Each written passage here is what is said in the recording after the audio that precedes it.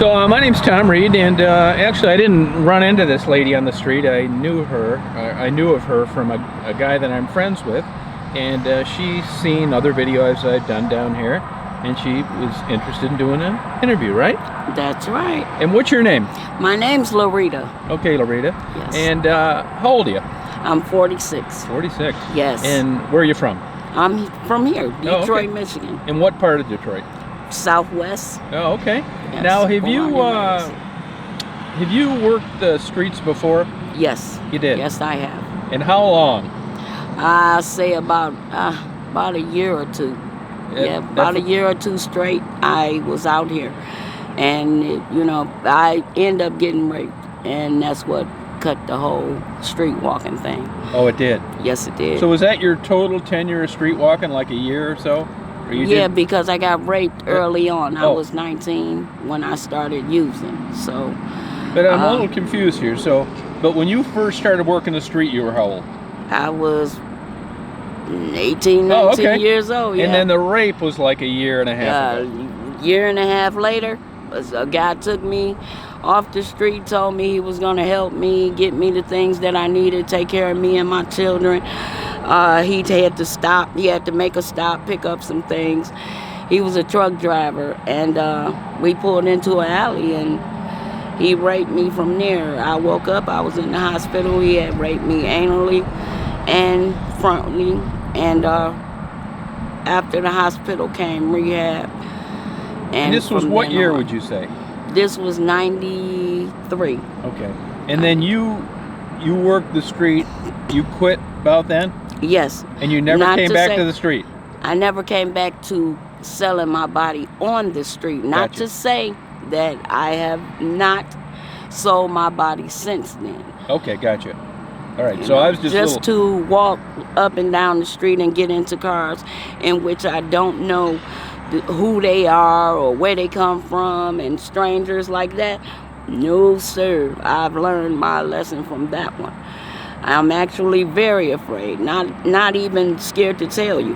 I'm very afraid to walk up and down 4th Street, Verner, Michigan, any of them. Any type of the night, day, it doesn't matter. If I don't know them, I'm not getting in the car with them. Not to say, again, people, not to say that I do not still do this to support my habits, you might say. Yeah. But as far as walking up and down these main streets, getting in these unforeseen cars with these strangers, no, sir. Okay. I do not. What are your drugs of choice? Crack cocaine and heroin. And how much do you spend on that a day? I would say it's hard. It's hard. It's hard to get the drug and the things that you need. So I would put it at a $50, $60 mark, because I just got employed maybe 2-3 weeks ago. Oh, you got employed? Yes. Oh, good. And before that, it was panhandling, and it was getting into trouble. I've been in jail, been in prison several times for stealing at stores and things of that nature. Okay. This is my son-in-law, and when I was I just came back to Michigan like maybe 6-7 months ago, and I was in San Antonio, Texas. That's where my older children are, including they just moved from Denton, Texas to Ontario, Canada. So, like I say, my lifestyle has caused me to ostracize myself from my children. Okay. So well, you can get that back. Oh, of course. My children, like I say, I've been blessed to have had, like, right after everything happened as far as me being raped up here, and I quit using for about 15 years. I spent a lot of time in those 15 years with my children, working, making sure that they had a life without that.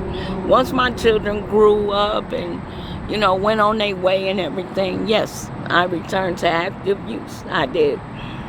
But like I say, my children, sometimes they understand it and sometimes they don't. Yeah, I think I stay away because, like I said, I love them enough not to inflict my lifestyle upon them. Yeah, I understand. You know, that. and I've seen a lot of parents force themselves on their children when they're using. They live on them. They steal from them. They make the children feel as though they owe them something for bringing them into the world. And I never want my children to feel as though they owe me anything for being here. I just want them to live as though, you see, she has a great husband. Yeah, he's a good guy. You know, and they have their children and they're taking care of their children as well as my other children are doing the same thing.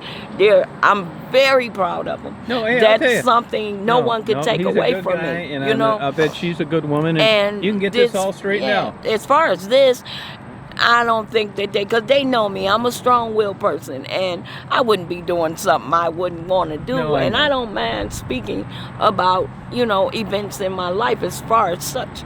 I don't mind at all. No, you you're know, honest. it actually gave me an opportunity to be able for like friends and family members that don't talk to me all the time and do not have an idea of what I have been through and how far I've come or what's going on. What's that? Oh, thank you. Appreciate it. Yeah, thank you. Be tomorrow. I'm spending another night. Thank you. Thanks a lot. Okay, And I'm sorry. see, that's like I said, no, you that's not fine. No, Okay. that's fine. You know, like I say, it gives us women, whether we're working the street right now, presently or not, it gives us a chance to voice how, you know, how we feel, what actually went on. Hearsay don't hold up in court, and a lot of people tend to listen to it instead of coming and taking out the time as yourself and asking. That's what I am. I'm just like getting the info. and But here's the thing. What happened with this, or where were you then, or how did you feel about this? You do that. No, it's so, a great interview. It's just one of therefore, my best ones. You know, I appreciate that. Like I said, I don't mind, and I hopefully they do get to see it. I done another interview in a treatment center I was in a couple of years ago with Men on the Move.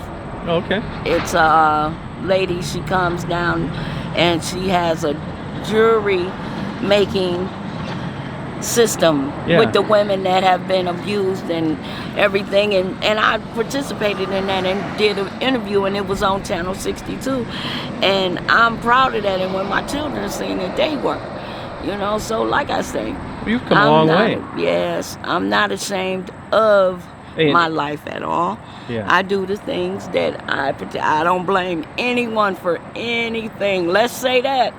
No one's the fault for any of this. But look at this. I mean, you're a sweet woman. You know. They just care for you. Very much. I think very much. He was worried that you might be getting exploited, doing something beyond your will. You know. Hey, but here's the thing. You get a hold of me anytime, or you, Jim, him. I gave him my phone number, and you want this video taken down, I'll take it down. It's fine. Like I say, the guy that told me about it, he mentioned to me that maybe someone somewhere would see that, like I say, we don't have a good voice because of the media. That's, you know, it's social media and stuff like that. Sometimes you're not. You're getting your side out. Spot, right? So, like I say, if I could say one thing, if it is someone out there that does have it in their heart to reach out and just be that shoulder for someone to talk to or call and be a prayer partner, anything, it helps. All that helps, you know. So if you're out there and that's just all you have to offer to somebody like me, get in touch with him. Yeah, thank you. Now, I want to know, you know, there's a plan B to this, and that is trying to help the women that are ready to get help. But what would you say the reason is most of these women just can't get off this heroin and can't get back into normal life?